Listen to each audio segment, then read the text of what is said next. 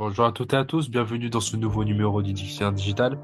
Aujourd'hui, nous allons aborder la tech sociale et pour en parler, nous recevons Rim Riouch, expert du domaine. Merci Rim d'avoir accepté notre invitation. Merci Malik de m'avoir invité. Alors, comme à l'accoutumée, on essaie toujours de commencer par une définition.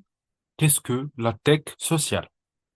Alors en fait, la tech sociale ou les startup tech qui ont un objectif, qui veulent remplir un objectif social, c'est tout simplement une entreprise, travaille dans le domaine technologique bien sûr, mais qui ne cherche pas uniquement à remplir un objectif pécunier pour faire des bénéfices, mais cherche à avoir un impact social, soit directement dans sa localité ou dans sa région, soit même au niveau national ou international.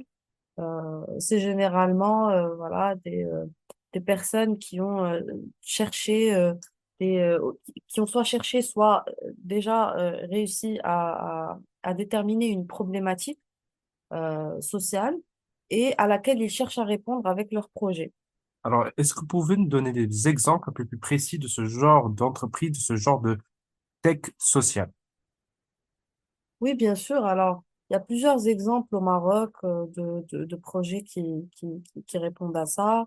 On a, par exemple, dans des régions où le tourisme n'est pas très développé, vous avez même des organismes qui font des hackathons pour chercher justement ces porteurs d'idées qui peuvent répondre à ces problématiques-là.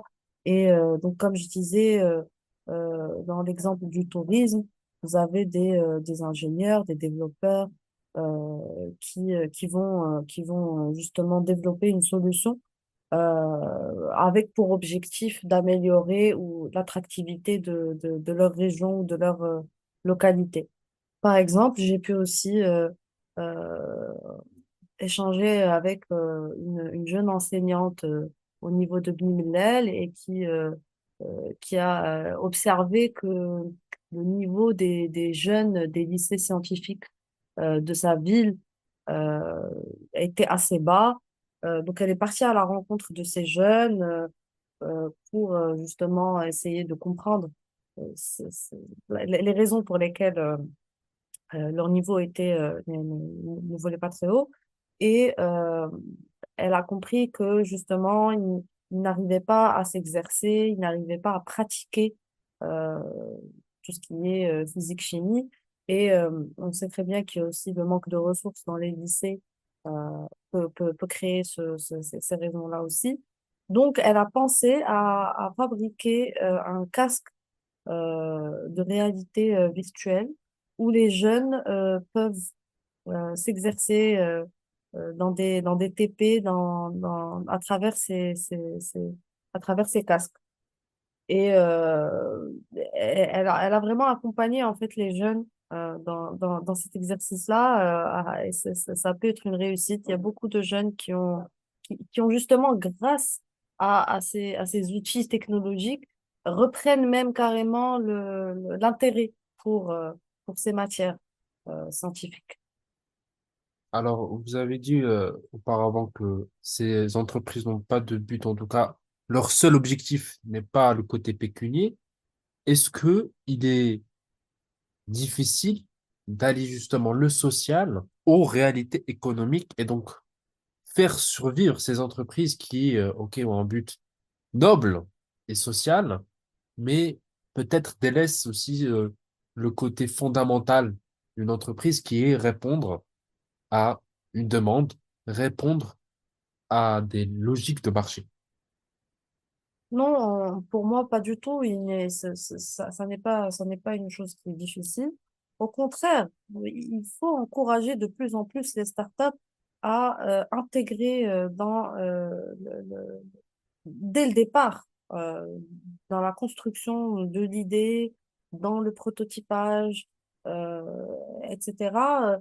Dans ces phases préliminaires, il faut toujours intégrer cette idée-là que on ne peut pas continuer à vivre justement dans un monde qui court après l'argent. Il faut absolument que ces entreprises, qu'elles soient dans la tech ou dans d'autres domaines, intègrent toujours ce côté social, ce côté impact parce que nous en avons besoin, parce que notre pays en a besoin. On ne peut pas continuer à marginaliser euh, des populations, des régions. Nous devons les intégrer, nous devons euh, faire face justement à ces problématiques sociales et pourquoi pas grâce à ces entreprises sociales.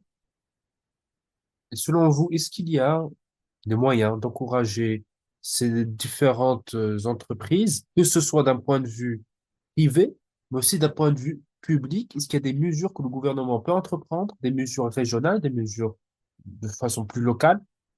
Qu'en pensez-vous au niveau, que pensez-vous justement de ce qui est possible pour encourager cela? Actuellement, au Maroc, nous avons beaucoup de programmes d'incubation qui encouragent les jeunes euh, et qui soutiennent leurs projets sociaux, euh, qui les accompagnent de bout en bout. Donc, des efforts sont déjà actuellement déployés au Maroc, mais bien sûr, il faut continuer, notamment en termes de financement.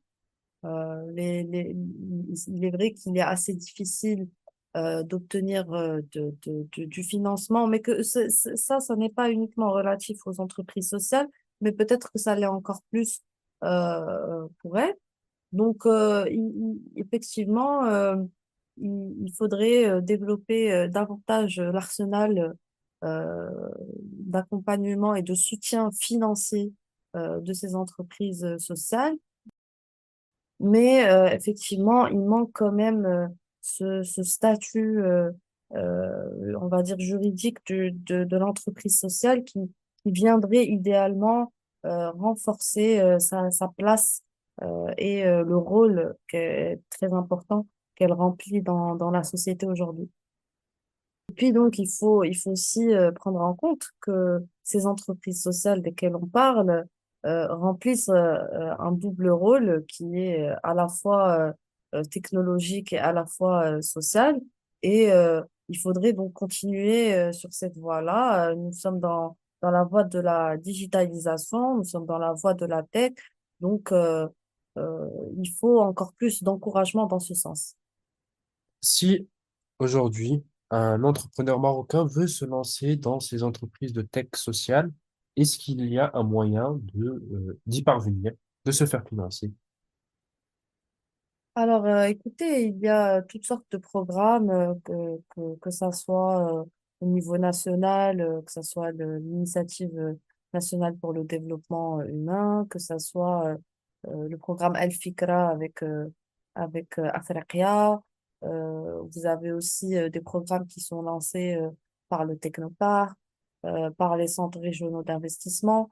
Donc, il y a une panoplie de solutions qui s'offrent maintenant aux jeunes qui veulent se lancer dans ces domaines-là et qui peuvent trouver euh, un soutien vraiment important et un accompagnement de bout en bout pour leurs projets ou pour leurs idées de projets. Merci beaucoup, Madame Rioche, pour tous ces éclairages. Merci à vous de m'avoir reçu. Merci à toutes et à tous d'avoir suivi ce nouvel épisode du Dictionnaire digital. À bientôt.